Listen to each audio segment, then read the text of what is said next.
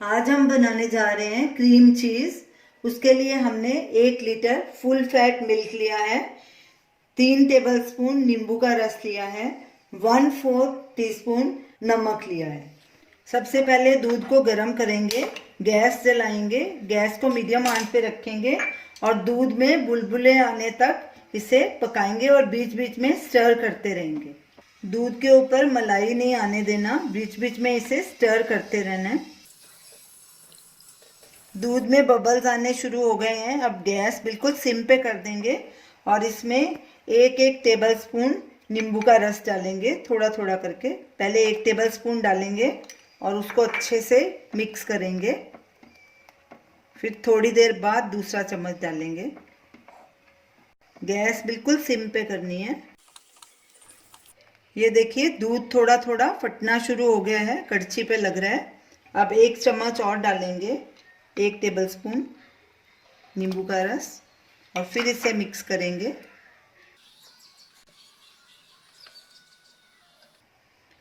और इसे हिलाएंगे। ये देखिए पानी का रंग पीला पीला हो गया है। पनीर भी हमारा ऐसे निकल रहा है, अलग हो रहा है। सारा पनीर हमारा अलग हो गया है और ये येलो पानी अलग हो गया है। अब गैस को बंद कर देंगे। हमने इसमें 2 ही टेबलस्पून नींबू का रस डाला है। हमने एक बोल लिया है, उसके ऊपर ये छलनी रखी है, छलनी के ऊपर ये मलमल का कपड़ा रखा है। अब इस पनीर को इसमें डालेंगे ताकि उसका पानी अलग हो जाए और पनीर अलग हो जाए।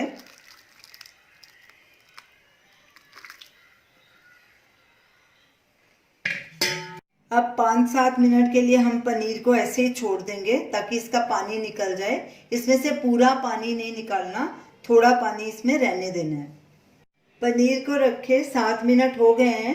इसका पानी पूरी तरह से नहीं सुखाना। अब इसे ब्लेंडर में डाल के ब्लेंड कर लेंगे और इसे स्मूथ कर लेंगे।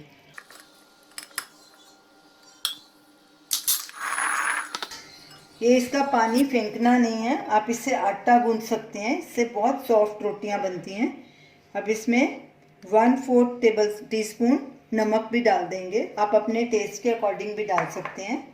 और इसे हम ब्लेंड कर लेंगे।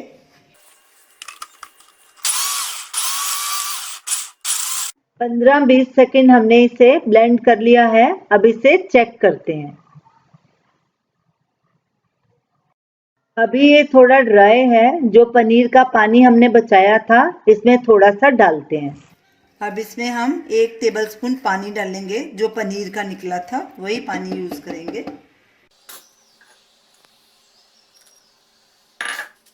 फिर से इसे ब्लेंड करेंगे।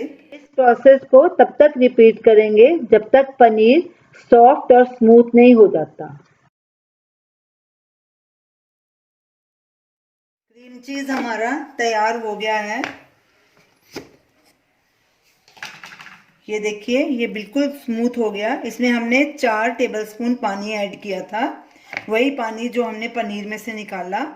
ये देखिए ये अभी इजीली ब्रेड के ऊपर स्प्रेड हो जाएगा। अब इसे एक बोल में ट्रांसफर करेंगे। हमारा क्रीम चीज तैयार है। ये देखिए कितना स्मूथ और सॉफ्ट बना है और इजीली ये ब्रेड पे स्प्रेड हो जाएगा। इसमें आप अपनी मर्जी के कोई भी हर्ब्स ऐड कर सकते हैं, तो इसे एज ए डिप या स्प्रेड की तरह यूज कर सकते हैं। तो इसे आप जरूर ट्राई कीजिए और हमें अपना फीडबैक दीजिए और हमें बताइए कि आपको ये हमारी रेसिपी कैसी लगी। और हम हमारे वीडियो को शेयर कीजिए, हमारे चैनल को सब्सक्राइब कीजिए। अब इसे हम एक एयर टाइट बॉटल में रख के फ्रिज में स्टोर कर लेंगे और ये 7 दिन तक खराब नहीं होगा।